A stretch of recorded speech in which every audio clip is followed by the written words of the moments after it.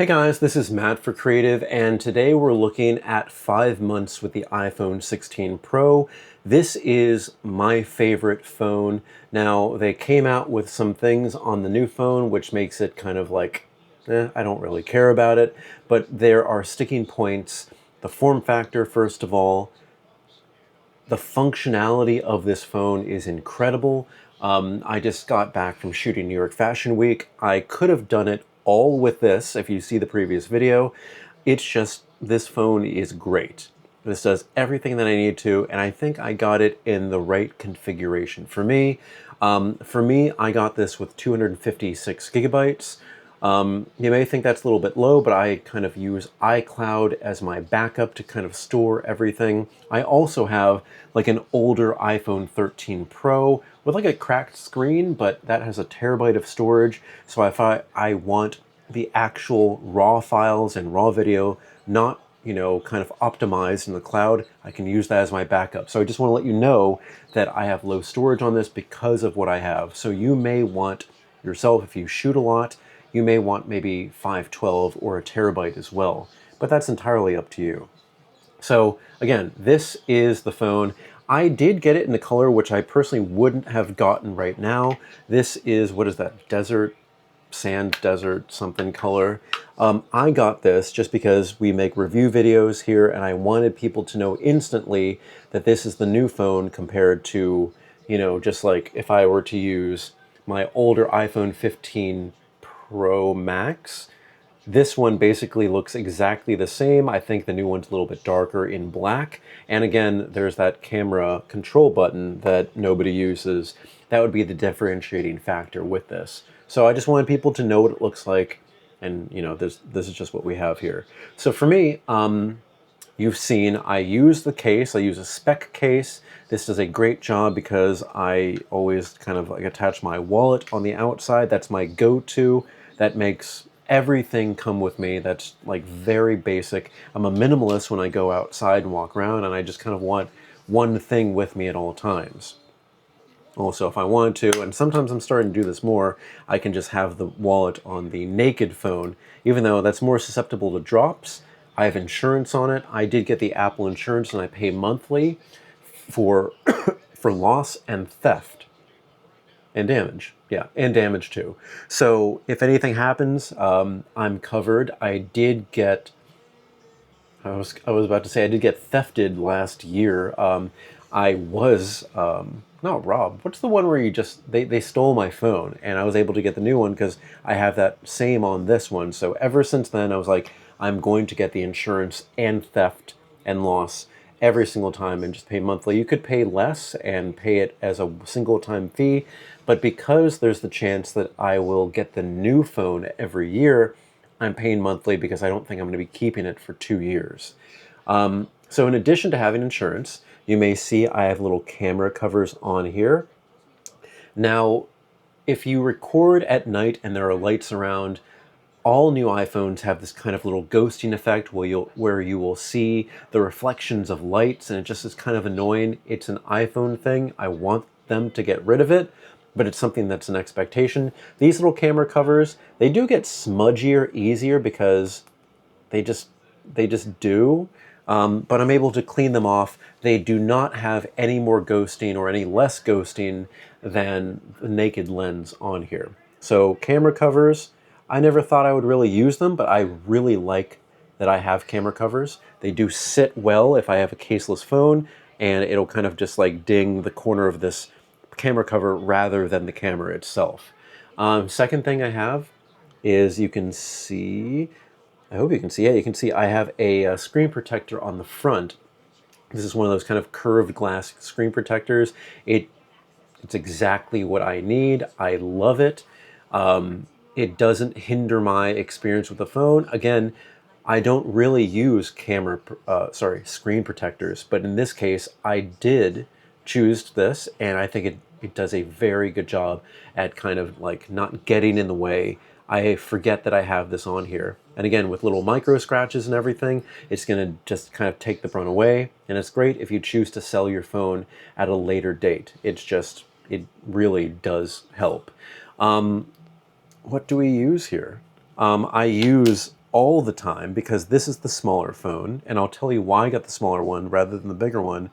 Battery packs. This MagSafe battery pack is something that I love a lot. I made a video on it. This is the X-Cool battery pack.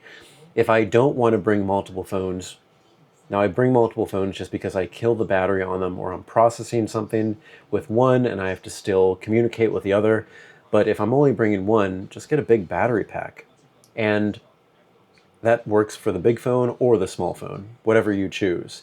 The reason why I got the small size phone is I'm kind of tired of handling a bigger phone.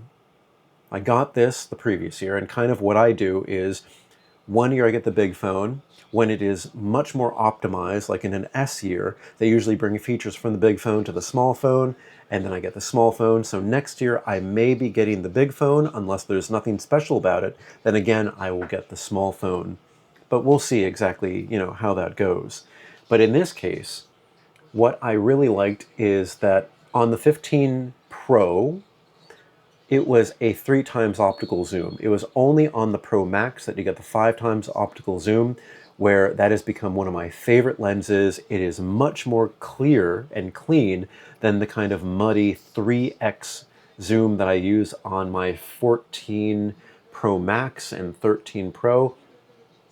It's an okay camera, but the 5 times, it really does a great job at giving you like a good background blur. I was using this a lot of the time shooting New York Fashion Week, and the footage came out beautifully, and I was able to send it to clients, and they were perfectly happy.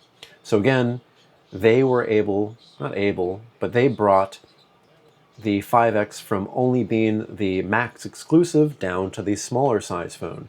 So I want the smallest phone possible. RIP the minis, because I would get the mini in a heartbeat. And if they had a Pro Mini, I'm just dreaming right now. I would love for them to have it, but of course they're not.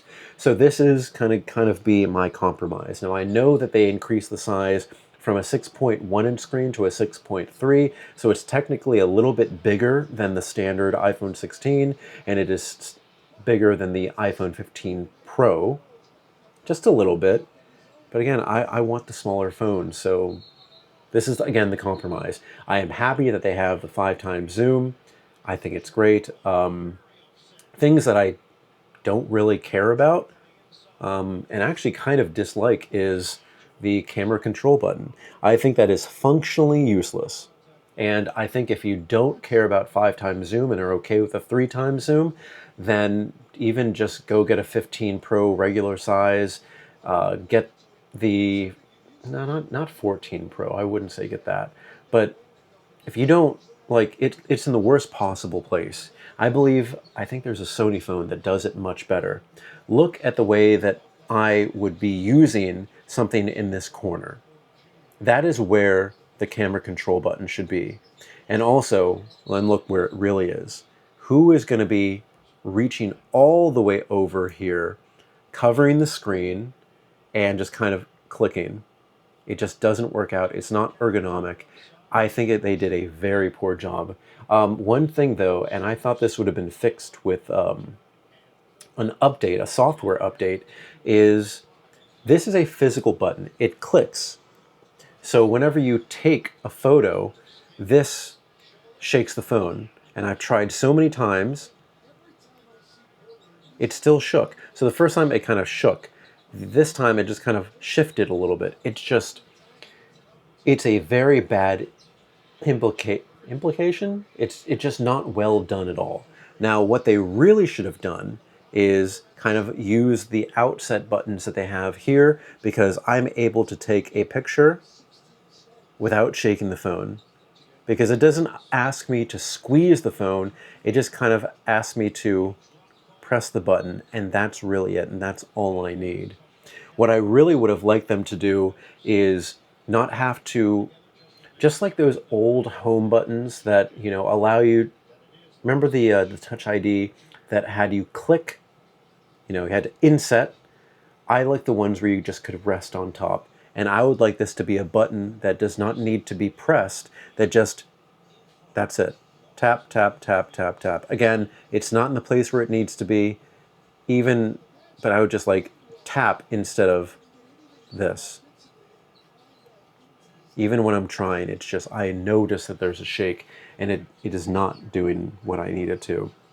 I would be fine if they got rid of this button or kind of, again, just reform, just with a software update, make it so you can just kind of lay your finger on it and that's it. When you're in the camera control, like when you launch it, I want it to be a button because you don't want accidental presses, but when it is active as a camera, I want this to be tap, tap, tap.